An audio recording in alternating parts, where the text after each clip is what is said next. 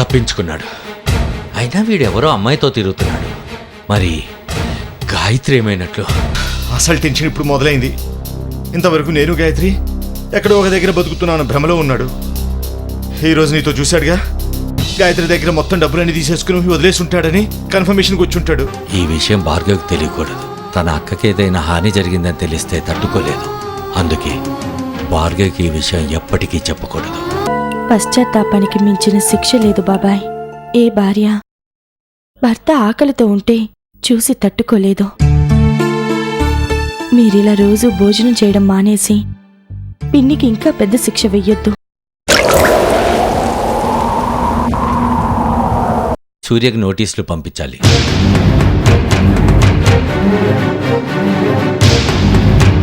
మళ్ళీ ఎందుకండి నోటీసులు పంపించడం?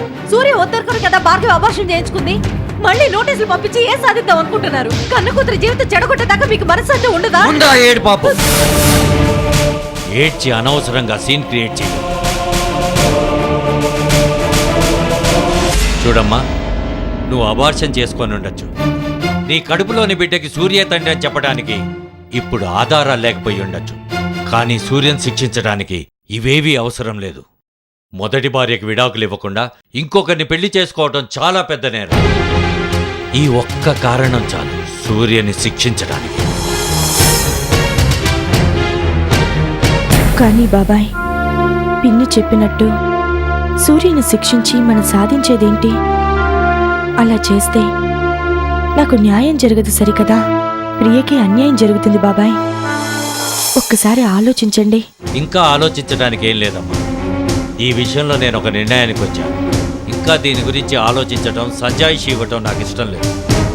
నీకు కూడా ఇష్టమైతేనే నాతో రా. కానీ కండిషన్ ఏమిటో తెలుసు కదా, రాకపోతే ఏమవుతుందో కూడా తెలుసు కదా.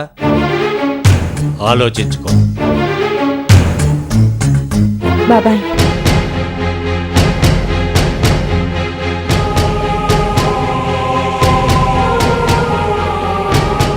నేను మీతో రేపు లాయర్ దగ్గరికి వస్తాను.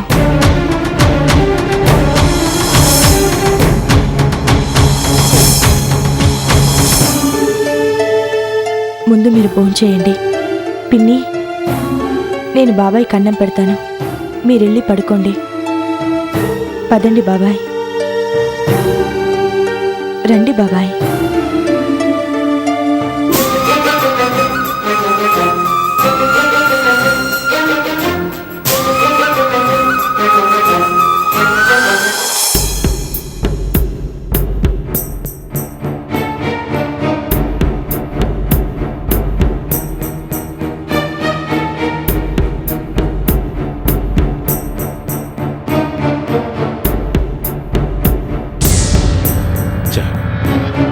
ప్లాన్ మొత్తం వేస్ట్ అయిపోయింది.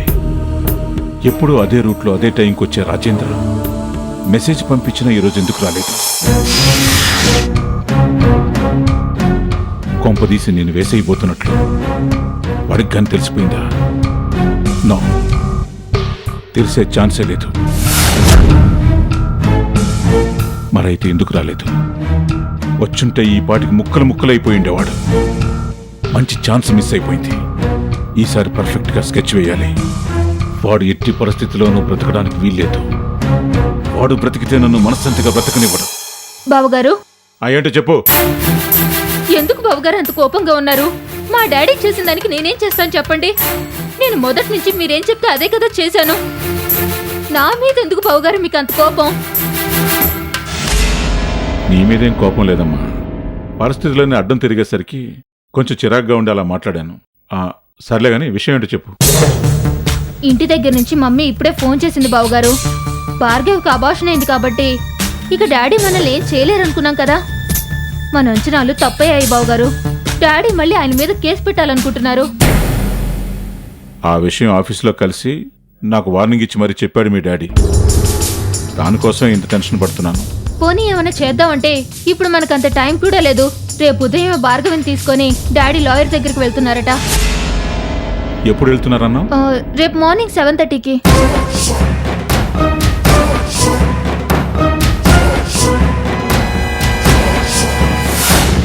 ఇప్పుడు ఏం చేద్దాం బావగారు? నువ్వేం టెన్షన్ పడాల్సిన పని లేదు. విషయం నాతో చెప్పావు కదా, అంతా నేను చూసుకుంటాను. ఈ దెబ్బతో మనకి ఎదురు తిరిగే అవకాశం ఉండదు మీ డాడీకి. నువ్వు వెళ్ళమ్మా.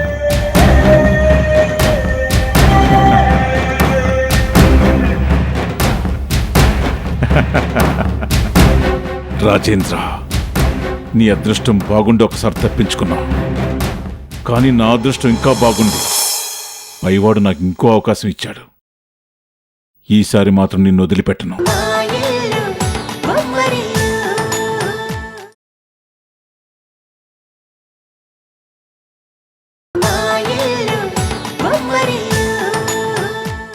రాజేంద్ర, నీ అదృష్టం బాగుండి ఒకసారి తప్పించుకున్నావు, కానీ నా అదృష్టం ఇంకా బాగుంది. పైవాడు నాకు ఇంకో అవకాశం ఇచ్చాడు. ఈసారి మాత్రం నిన్ను వదిలిపెట్టను.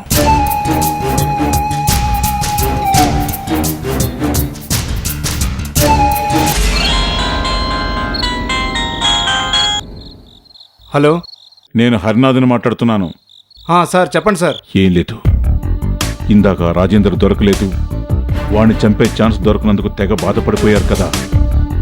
పైగా నా దగ్గర అడ్వాన్స్ తీసుకున్నందుకు ఎప్పుడు ఏ పని చెప్పినా చేస్తానన్నారు కదా. ఇప్పుడు ఇంకో అవకాశం వచ్చింది.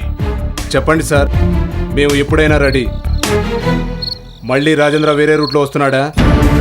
ఎలా వస్తున్నాడో చెప్పండి, దారి కాసి వేసేస్తాం. ఇప్పుడు అదంతా ఏం వద్దు, కానీ ముందు నేను చెప్పేది విను.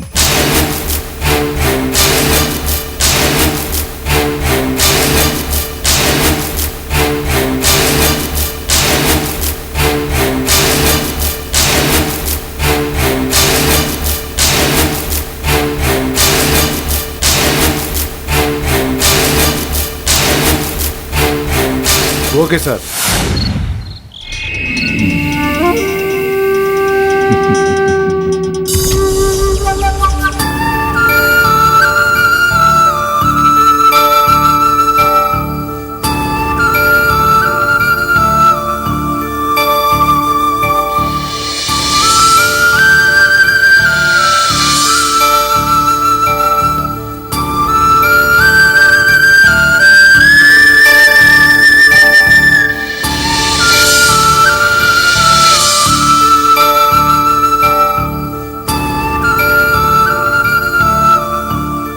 ఇప్పుడేం చేయాలి? బాబాయ్ పట్టుదల చూస్తుంటే కేసు పెట్టేంత వరకు వదిలేలా లేరు. రేపొద్దున బాబాయ్తో వెళ్ళాలా వద్దా? రానని చెప్తే ఎలా రియాక్ట్ అవుతారో ఏమో.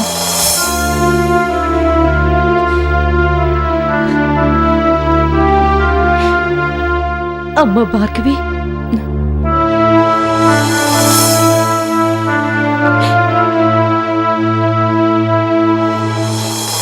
ఏంటి పిన్ని?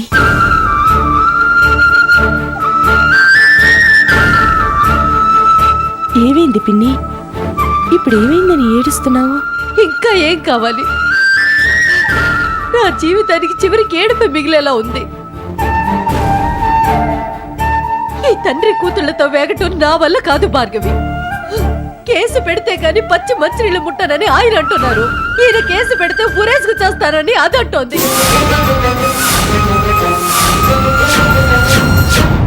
ఎవ్వరూ చెప్పే మాట వినటం లేదు. ఏం చేయాలో అర్థం కావటం లేదమ్మా. భయపడొద్దు పిన్ని, ప్రియ జీవితానికి ఎలాంటి సమస్య రాదు. కాకపోతే బాబాయ్కి ఎలా నచ్చ చెప్పాలో అర్థం కావట్లేదు. ఏం చెప్పిన ఆయన వినరమ్మా. వినేవాళ్లే అయితే నీకు ఇష్టం లేదని అబార్షన్ చేయించుకున్నప్పుడు వినాల్సింది. ఎంత జరిగినా ఆయన కేసు పెట్టాలన్న ఆలోచన మార్చుకోలేదు అంటే ఇంకెవరి మాట వినరమ్మా. ఇంక నా కూతురి జీవితం బాగు చేయటం ఎవరి వల్ల కాదమ్మా. ఏమైనా ఆశ మిగిలింది అంటే అది నీ వల్లే. నువ్వే ఏదో ఒకటి చేసి నీ బాబాయ్ మనసు మార్చగలవు. కన్న బిడ్డని పోగొట్టుకున్న బాధ ఎలా ఉంటుందో బిడ్డని పోగొట్టుకున్న నీకు చెప్పాల్సిన పని లేదు భార్గవి.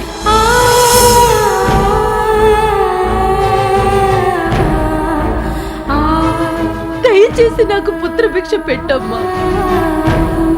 అయ్యో పిన్ని, ఏంటిది? చిన్నవాళ్ళకి దండం పెడితే ఆయుక్షీణం పిన్ని. మరీ నువ్వు ఇంతలా అడగాల? ఖచ్చితంగా చెప్తున్నాను పిన్ని, ఏదో ఒకటి చేసి బాబాయ్కి అసలు కేసు పెట్టాలన్న ఆలోచన రాకుండా చూసే పూచి నాది. నువ్వు ధైర్యంగా ఉండు పిన్ని.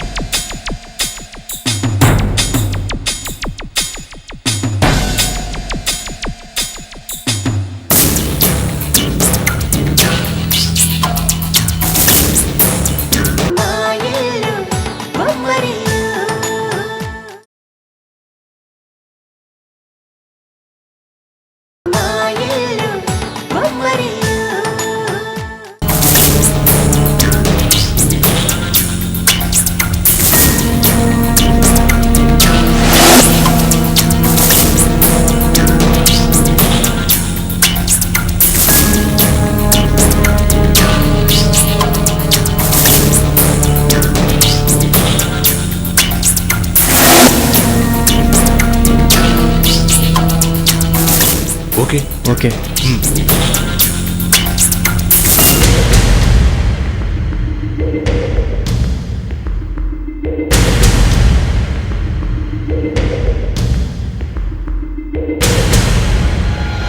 ఈ పాటికి వాళ్ళు రాజేంద్ర కారు బ్రేకులు తీసేసి ఉంటారు.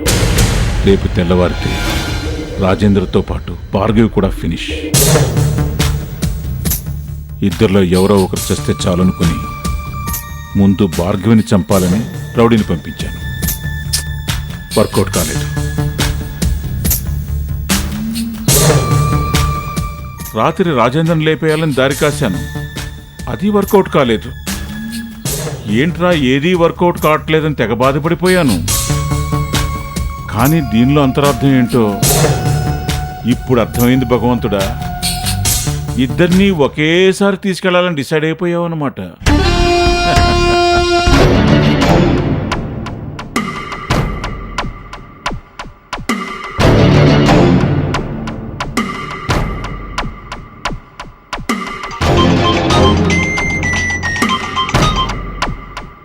హలో సార్, పని పూర్తయిపోయింది. బ్రేకులు తీసేసాం. Very good, very good. రేపు ఉదయాన్నే వచ్చి మిగతా డబ్బులు తీసుకెళ్ళండి. ఇప్పుడు ఎక్కడున్నారు? రాజేంద్ర ఇంటి ముందు ఉన్నాం సార్. ఇంకా అక్కడ ఏం చేస్తున్నారు? మీరు బ్రేకులు పీకడం కాదు, ఆ రాజేంద్ర కంట్లో కనపడితే వాడు మిమ్మల్ని పీకుతాడు. తొందరగా అక్కడి నుంచి బయలుదేరండి. Okay sir. భద్రా.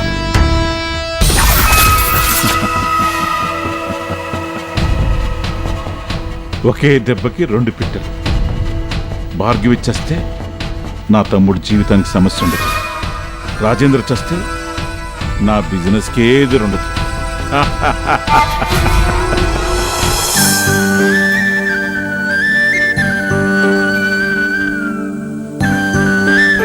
ఇప్పటికే నువ్వు చాలా చేసావు. ఇంకా నీ సాయం కావాలని కోరటం కరెక్ట్ కాదమ్మా. నీ భర్తను దూరం చేసుకుని చివరాఖరికి నీ కడుపులోని బిడ్డను కూడా దూరం చేసుకున్నావు. ఏ ఆడది చేయలేనంత గొప్ప త్యాగం మా కోసం చేశా. ఇంకా ఏదైనా నేనిచ్చి మేము ఆశిస్తే అది దురాశ అవుతుంది భార్గవి. నేనేదో పరాయి వాళ్ళ కోసం చేసినట్టు అలా మాట్లాడతావేంటి పిన్ని? నేనేం చేసినా నా అక్క ప్రియ కోసమే కదా చేశాను. అయినా ఇప్పుడు మనం నిరుత్సాహపడిపోతే ఇప్పటి వరకు చేసిన దానికి అర్థమే ఉండదు పిన్ని. మీ బాబాయ్ మనల్ని అర్థం చేసుకునేంత వరకు మనకి ఈ బాధలు తప్పవమ్మా. అయినా ఆయన ఎందుకు ఇలా పట్టుబట్టు కూర్చున్నారో నాకు అర్థం కావటం లేదు.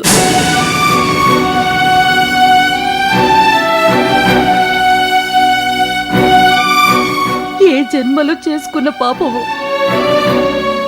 కన్న కూతురి జీవితాన్ని కట్టుకున్న భర్త చేతుల్లోంచి కాపాడాల్సిన కర్మ పట్టింది నాకు. ఇది ఏ జన్మలోనో చేసుకున్న పాపం కాదమ్మా, ఈ జన్మలో చేసుకున్న పాపమే నన్ను ఇలా వెంటాడుతోంది. తల్లిదండ్రులు పోయి ఇంటికొచ్చిన నిన్ను ప్రేమగా చూసుకోవాల్సింది పోయి నానా బాధలు పెట్టాను. నా బిడ్డ జీవితం బాగుండడం కోసం నీ జీవితం అన్యాయం చేశాను.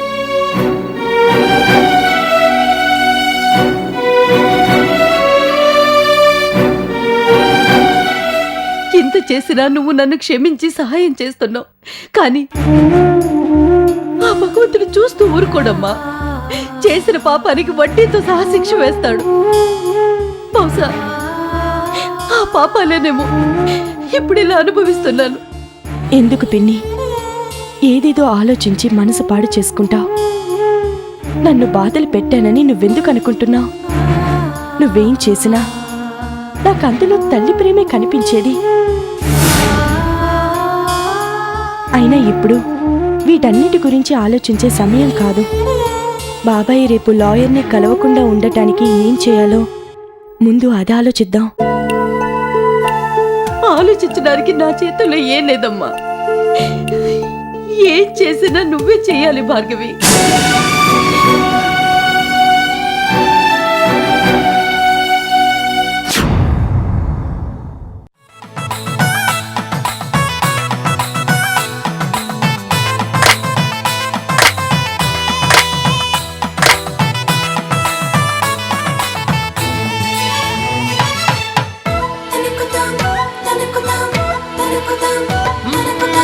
ఎక్కడిదో అల్లరి గాలి సరదాగానే వీచే చిన్నారి కిన్నెరసాని పయనాలేమో చూసే